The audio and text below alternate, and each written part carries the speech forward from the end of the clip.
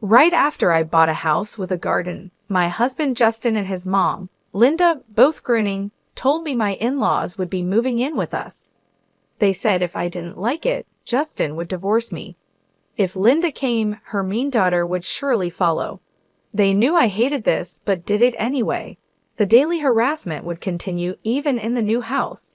I shuddered at the thought and said, "No, I don't want to live with you." Linda looked at me, raising her eyebrows. She pulled out divorce papers, already signed by Justin. She only cared about getting the house. Their plan had worked, which was terrifying. I struggled to hold back my laughter. Seeing me tremble with my head down, Linda looked victorious.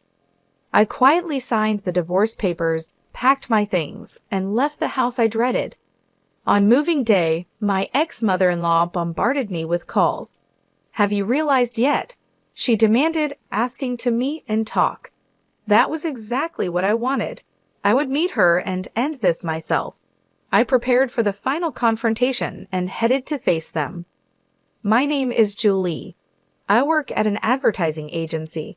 My husband Larry was introduced to me by Eric, a manager at a newspaper company. I couldn't refuse Eric's offer because I was in a weak position. I was 31 at the time, and after 5 months of dating, I married Larry due to his persistence. I ended up regretting this decision at such an important moment.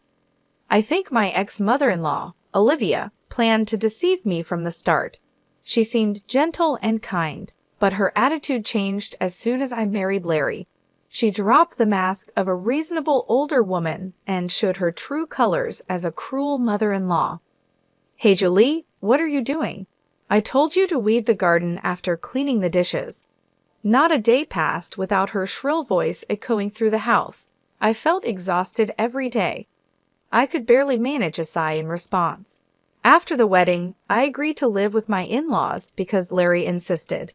His father had passed away, and Olivia, his mom, had been dealing with a leg injury for years. Larry begged me, saying he couldn't leave his aging mother alone in the old house. But when I got there, I saw Olivia walking around just fine.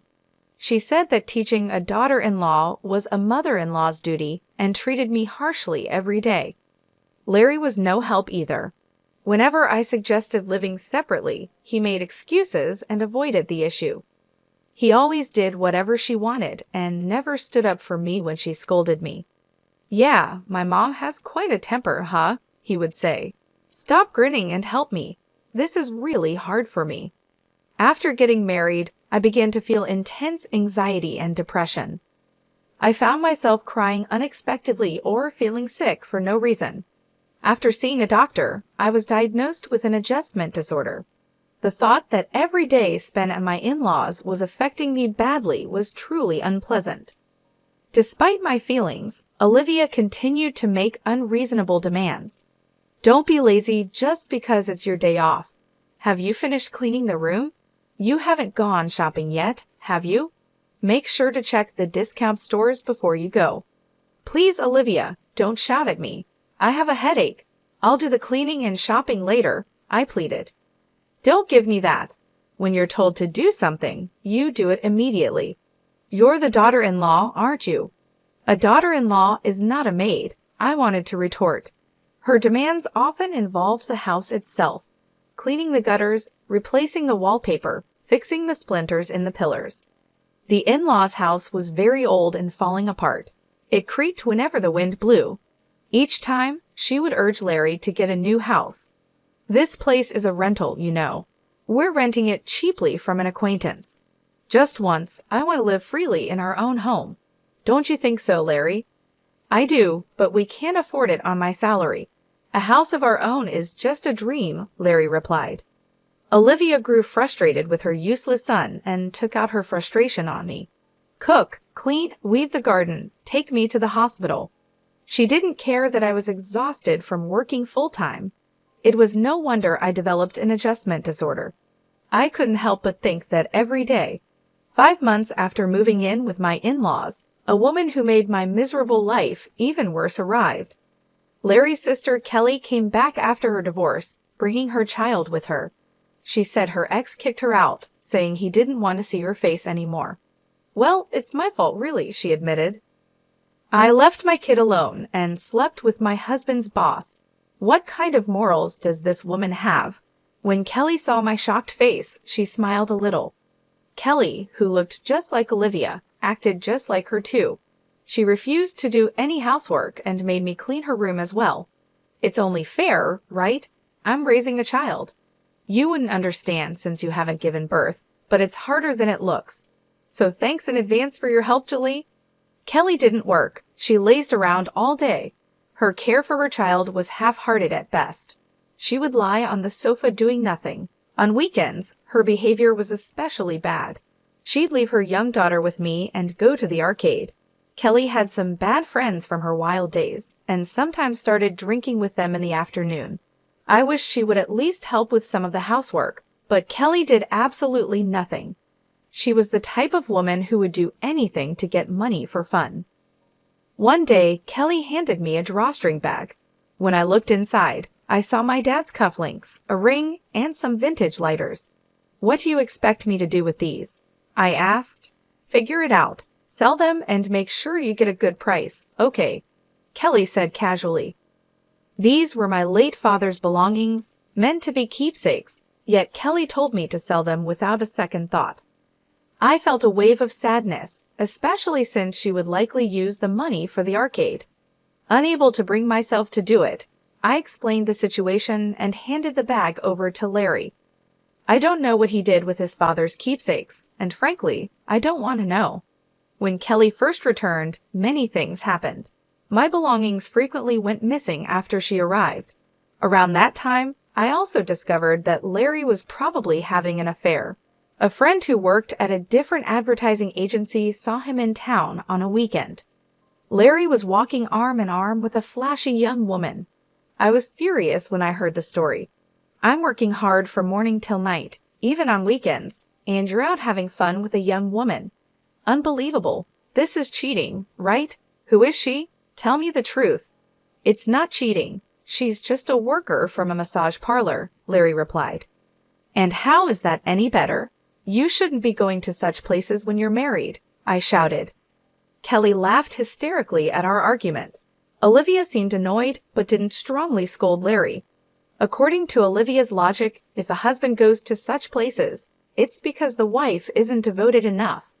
Getting upset over something like that is embarrassing. The problem is you. If you were more devoted to Larry, this wouldn't happen, Olivia said. I don't agree, Olivia. Isn't that a bit unreasonable? I said. This is the norm in this house.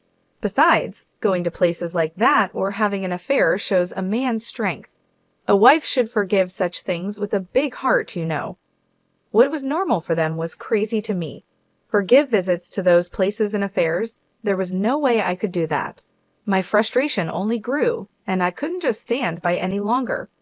Determined to change this unpleasant situation, I decided to take action. Olivia and Kelly stayed the same day after day, treating me like a servant. They lounged around on the sofa or floor, raising their voices when they were hungry. Hey, why isn't lunch ready yet? It's already noon. Stop dragging your feet, Julie. You're so slow, it's annoying.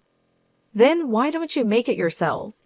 I've been cleaning the garden, airing out the carpets, and shopping with no time to rest, I replied. Don't talk back.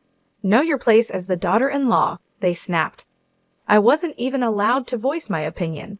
I was utterly fed up.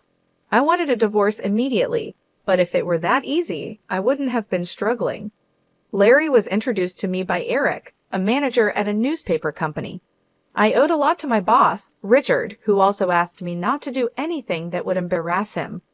Olivia knew this and often used it against me. I was completely stuck between a rock and a hard place.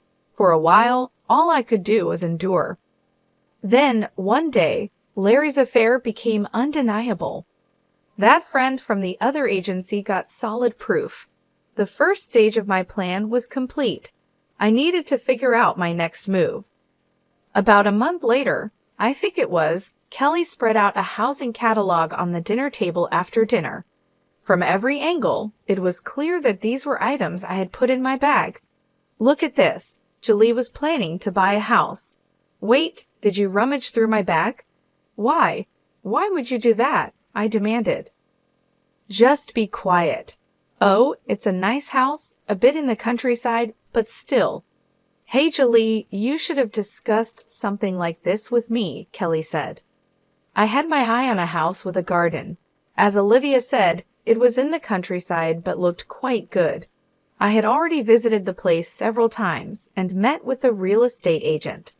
When I admitted this, the three of them became very interested. What? How far along are you in the process? Are you going to buy it? It's cheap and spacious. Not bad at all, Olivia said. Larry added, "Amen got to be bold. Oh, well, a house with a garden, huh? That's a big decision if you decide to become the head of your own household. I'll support you, and I'll even help a little financially. Wouldn't you like to leave here and live with Julie in your own place?"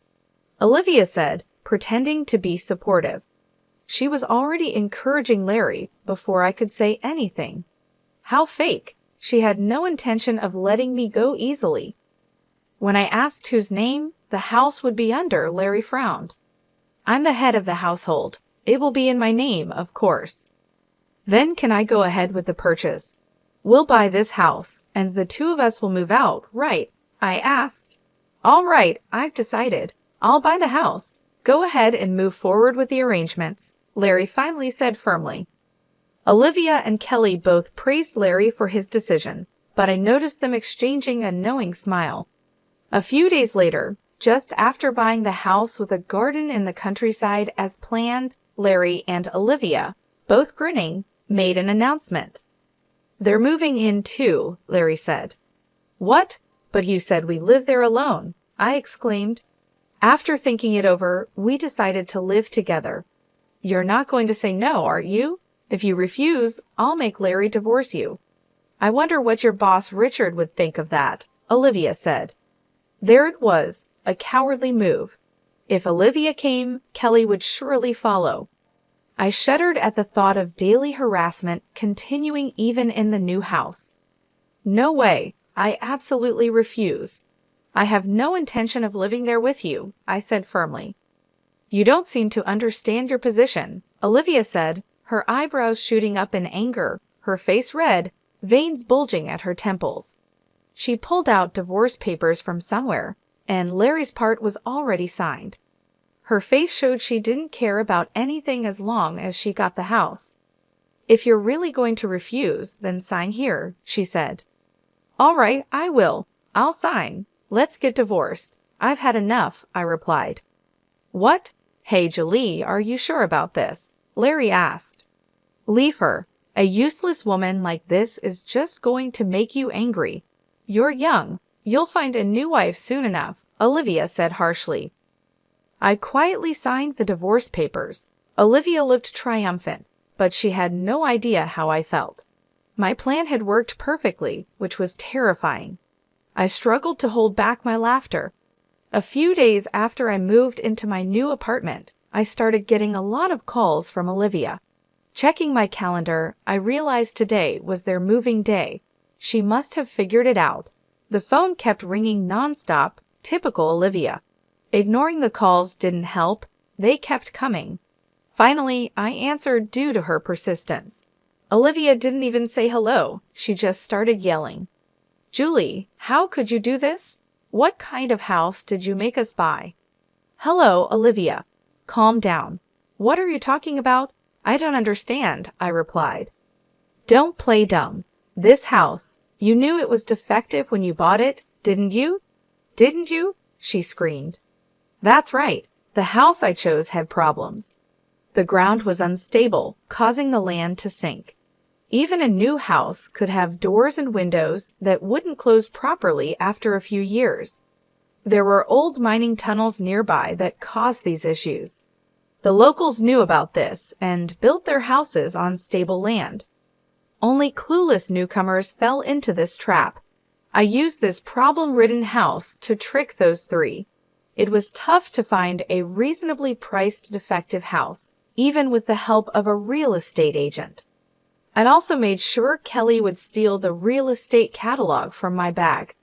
I had deliberately left my bag in an easy-to-steal place. They fell right into the trap and moved in. It was hard to keep from laughing when I signed the divorce papers. I wanted to tell them everything, but I couldn't. I played dumb. A defective house? That can't be right. There must be some mistake, I said, feigning innocence. What is with that attitude? So fake. Just come over here, Olivia demanded. No, honestly, I don't ever want to see you again, I replied firmly. What? What did you say? She yelled. There was no way I wanted to see that unreasonable family again. I told her I wouldn't meet them even if they paid me. Then Larry took over after she clicked her tongue. Julie, please think about our situation a little, Larry said. I could say the same to you, Larry. Did you ever think about my feelings? No, you didn't. I was always isolated, I retorted. I'm sorry. I'll apologize. Just tell me where you moved to, he pleaded. Why would I tell you that? If you showed up, I'd have to move again. I want to cut all ties with you, I said. The conversation went nowhere. Eventually, Olivia and the others started making even more outrageous claims. They said the divorce was invalid and that we were still family. I had 2 colleagues sign as witnesses and submitted the divorce papers to the city hall. They are valid, and there's no way it's invalid. How unreasonable can they be? Anyway, they kept insisting, just meet with us once, Julie. We need to settle this properly. Olivia and Larry were determined to meet and talk. I knew they would keep calling if I kept refusing. I had no choice but to meet them to put an end to it myself. Fine, I'll meet with you once, I said. Thank you, I owe you one, Larry replied. But I'll choose the time and place, okay? I couldn't risk being ambushed or followed. I needed to stay in control to ensure my safety. After making careful plans, I arranged to meet the 3 of them at a cafe. I arrived at the cafe 15 minutes late. Olivia and Kelly were already furious from waiting. Larry had a strained smile on his face. As expected, they were predictable. How dare you keep your elders waiting? It's so disrespectful, Olivia shouted. I don't want to hear about respect from you. So what do you want? I replied. What's with that attitude? It's infuriating. We're stuck with a defective house because of you. Take responsibility, Kelly chimed in. I told you, I don't know anything about that. You decided to move in on your own, didn't you? I responded. Olivia faltered, unable to deny that she and Kelly had willingly moved into the defective house. Their previous home was being renovated, so the only place they had to live was the defective house. If you're done, I have something to say. Olivia, I will be suing you for damages. Prepare yourself, I said. What? Damages? Suing? Why? What did I ever do to you? Tell me clearly, Olivia demanded. You mentally tormented me to the point of developing an adjustment disorder, I said, showing them a copy of my medical diagnosis. The 3 of them stared at it intently. Olivia's eyes widened. She probably never imagined I had been seeing a psychiatrist. You never thought about how much your words hurt others, did you? It was very painful for me. I felt nauseous and cried a lot. It was really tough, I continued. That's because you're weak. You were a lousy daughter-in-law and deserved it. Isn't that right? Olivia retorted. Calling me a lousy daughter-in-law repeatedly is slander. Slander is punishable by up to a year in prison or a fine of up to $5,000, I said firmly. What? That's ridiculous, Olivia exclaimed. What's ridiculous? I countered. Olivia didn't understand the seriousness of her actions. She had no idea how harmful her behavior was or how much her verbal abuse had hurt me. You also did other things that are punishable by law. You threatened me multiple times, saying you'd tell Richard about the divorce. That's extortion, I added. Wait, isn't that a bit exaggerated? Larry interjected. It's not exaggerated at all. By the way, extortion carries a penalty of up to 3 years in prison or a fine of up to $5,000, I replied. I won't back down on this, I said firmly. All right. Wait a minute. Kelly stepped in, her eyes sharper than usual. She had the look of someone who wouldn't be intimidated by threats. What is this? Scaring my mom by taking advantage of her ignorance? Do you have any proof of these so-called slanders and threats? Yes, I do. I've been recording everything, I replied. What? Recording? Kelly's eyes widened. Yes, I'd been recording with my phone's voice memo the entire time I lived at my ex-in-law's house. I have plenty of audio recordings, including data of Olivia's abusive language. Submitting this as evidence would confirm the charges of slander and threats. Did you really think I'd just take it? It's not just Olivia. Kelly, you're also guilty. You'll be held accountable too. What? Why me? What did I do? Kelly's voice rose in panic. Think about it. Haven't you committed any crimes? Or are you saying you haven't caused me any trouble? Of course not. Don't be ridiculous. Kelly insisted she was innocent. I showed her the screen on my phone. Kelly's face turned pale. It showed her rummaging through my bag, nervously glancing around while searching the contents. What's that? How did you record this? Because my belongings frequently went missing after you arrived. Makeup, accessories, clothes, bags. I set up a hidden camera. This is awful. How could you do that? You're just a daughter-in-law. Unbelievable. Who's the one overstepping boundary here? Let me inform you about the penalty for theft: up to 12 years in prison or a fine of up to $5,000. I'll be contacting the police, I said firmly. Kelly's mouth opened and closed. She wanted to argue, but she couldn't. She looked completely helpless. I had kept track of all my missing items. Knowing the exact extent of the damages would make it easier for the police and lawyers to act. If I was going to do this, I would do it thoroughly. I was determined not to let these three off the hook. Finally, it was Larry's turn. He shrank back under my glare. If there was anyone I couldn't forgive the most, it was him.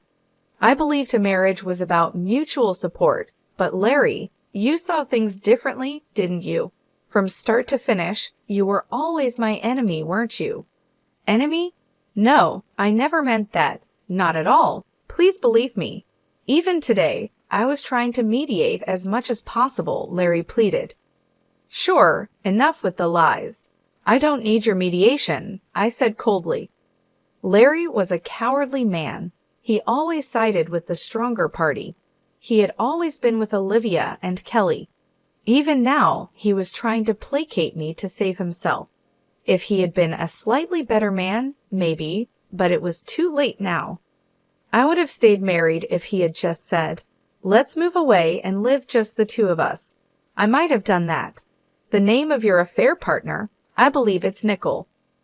What? How did you know? Larry stammered. I had a friend investigate. She's good at that.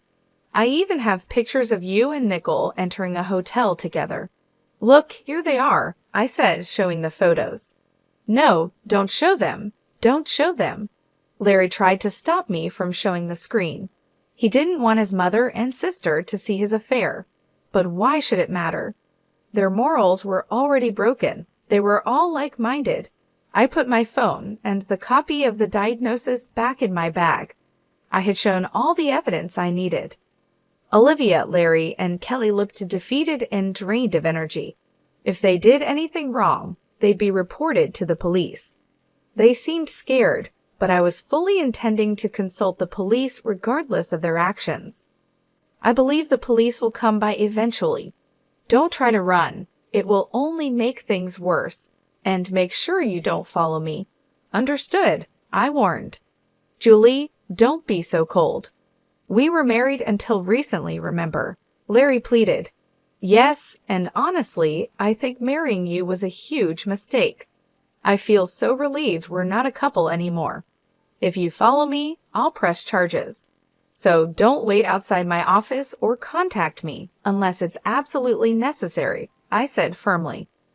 I made a few simple agreements with the three of them and left the cafe. Even after I left, They sat there looking dejected. You can't stop people from talking. The news of Larry's divorce quickly spread at his company. The reasons his infidelity and mistreatment of me spread along with it. As a result, Larry faced cold treatment at work. The person who introduced us was Eric from the affiliated newspaper company. Naturally, Larry lost his trust and was viewed harshly. Unable to endure the hostile environment, Larry eventually quit. He struggled to find new employment, and his relationships with his mother and sister became strained. About a year after our divorce, Larry reappeared in front of me. He called out to me as I was leaving work, and I turned to see a shabby-looking man standing there. "Larry, I barely recognized you," I said. "I know people say my face has changed lately," Larry said. He looked like he had been through a lot. Olivia and Kelly were convicted and fined, and I had claimed alimony from Larry. They must be struggling financially now. They still had to pay off the mortgage on the defective house, so things were tough. "How are Olivia and Kelly?" I asked. "They're alive, just barely hanging on. They're both working now because they have to, or we wouldn't survive. They always say they want to go back to the old life, relying on my and your income. They haven't changed a bit. They're like parasites," Larry said. Cutting ties with them was definitely the right decision. I thought he might argue, but he didn't. Larry sighed deeply and apologized to me. "I'm really sorry for everything. I deeply regret it. I was a fool. You were right. I should have always been on your side. I must have been out of my mind." "Your whole family has been out of their minds from the start," I replied coldly. "Please, let's live together again. I'll cut ties with them for real this time." "You're the only one for me," he pleaded. "Oh, really? Too bad. I'm seeing someone else now." "Even if I wasn't, I'd never take you back," I said firmly. When I said that, Larry collapsed to his knees, but his pitiful act didn't work on me anymore. If I were less well-mannered, I would have spat on him right then. I left him there and went home. He never contacted me again. The real estate agent who helped me told me that Olivia, Larry, and Kelly's lives had fallen apart. They blamed each other for their poverty, which worsened their relationships. Neighbors heard shouting and glass breaking from their house almost every night. They berated and tormented each other but couldn't break free. It was nothing short of hell. They were quite isolated in the community, with no one wanting to interact with them. Eventually, they will likely sell their unsellable house for next to nothing and end up homeless with just their debts. I can clearly imagine the three of them huddled together, cursing each other under the cold sky. One day, I'd like to see their miserable state when they've hit rock bottom. Meanwhile, I'm living a happy life that feels almost unreal. It's all thanks to my new partner, the one I mentioned to Larry. He's a successful salesperson at a big trading company, a mature man with a gentle nature who respects others. He's also divorced, like me. We're planning a small wedding soon. My first marriage was a really bitter experience. Even now, I sometimes tear up when I remember the hardships. But even during those times, I feel warmth and comfort when I lean on him. This is where I belong. I took a long detour, but I finally arrived. That's how I feel. Because of the struggles I've been through, I can now be kinder to others. I want to use my experiences to live a positive and bright life. That's how I feel these days.